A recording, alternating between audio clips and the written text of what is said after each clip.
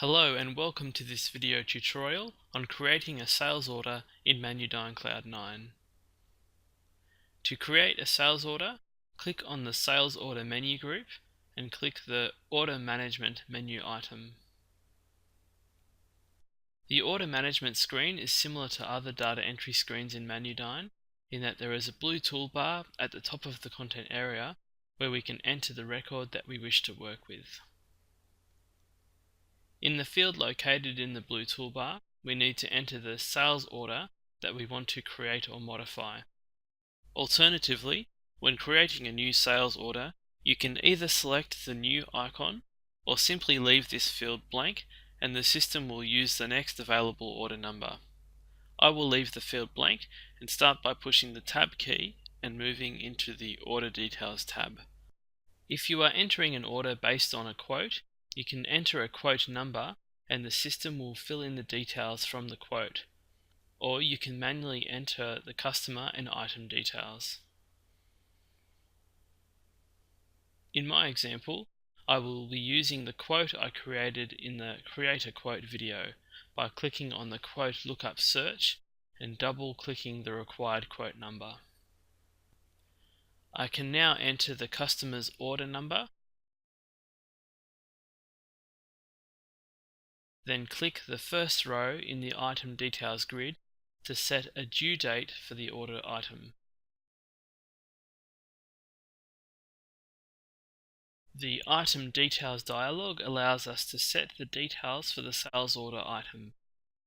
Since I selected a quote, all the information has automatically been entered, and we just need to set a due date and confirm the quantity and price, which can be done by clicking on the required row in the pricing information grid. If we wanted to add another item to this order, we would click the empty row at the bottom of the grid. I'm now finished entering the sales order and could save it by clicking on the Save button in the toolbar, or save and close it by clicking the OK button at the bottom of the tab. Instead, I'm going to click the Print button in the toolbar so that I can send an order acknowledgement to the customer. This is the standard order acknowledgement format. You can either have your company name at the top of the printout or upload a letterhead image to use. Now that we have the printout on screen, we have four choices. We can print directly to the printer, email the printout as a PDF, save it as a PDF, or close the printout and return to the entry screen. Next, I will print out the job ticket by clicking the Ticket button in the toolbar. This is the standard job ticket format, and this document acts as the instruction document for the order, outlining what the material requirements are and what operations are required to manufacture the order. From this screen, we can print, email, save, or close the printout. You should note the job number reference for this sales order. The reference starts with the sales order number, and the -1 represents the item number on the sales order. To enter a new sales order, click the New icon in the toolbar. I want to create a new sales order to show you what happens if we raise an order for a manufactured item that has sub-assemblies in it. Let's start by recalling the quote that we did for the assembly item in the Creating a Quote video. As before, I can enter the customer's order number, then click the first row in the item details grid to set a due date for the ordered item. After I enter the due date, I just need to confirm the quantity and price, which can be done by clicking on the required row in the pricing information grid. You need to select the OK button to confirm the details, and then you can either save the order by selecting the OK button at the bottom of the screen, or print the advice and tickets first before saving. In this case, I want to select the ticket.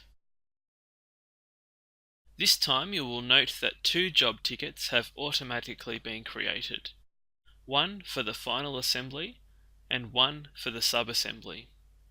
You should note the job ticket reference numbers.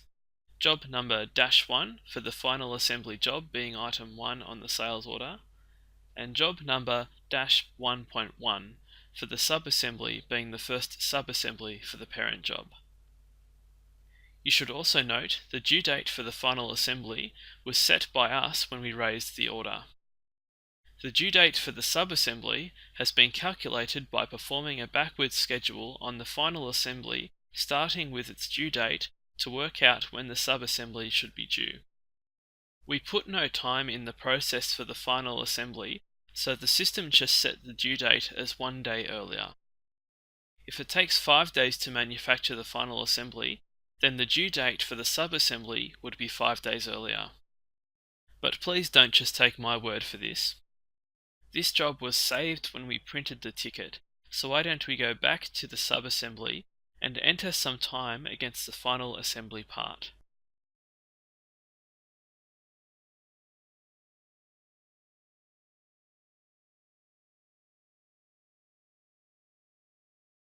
In my case, I have entered 2000 minutes into the setup, which is about 4 days.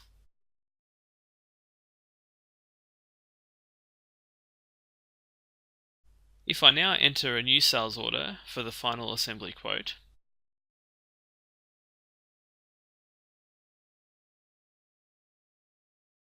as in my previous sales order, I will enter a due date 2 weeks after the current date.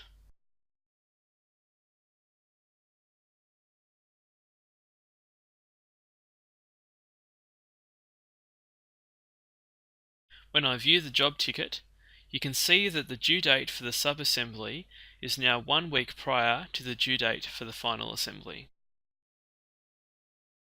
I have now finished entering my sales orders. You can enter more orders if you wish by selecting the new icon. Once you are finished entering sales orders, you can return to the home page by clicking the home icon in the top left of the screen, or by clicking on the exit button in the toolbar. In the next video tutorial, we will run the order processing routine to see if we need to raise any purchase orders for material requirements generated as a result of creating a sales order. Click on the link to start the next video.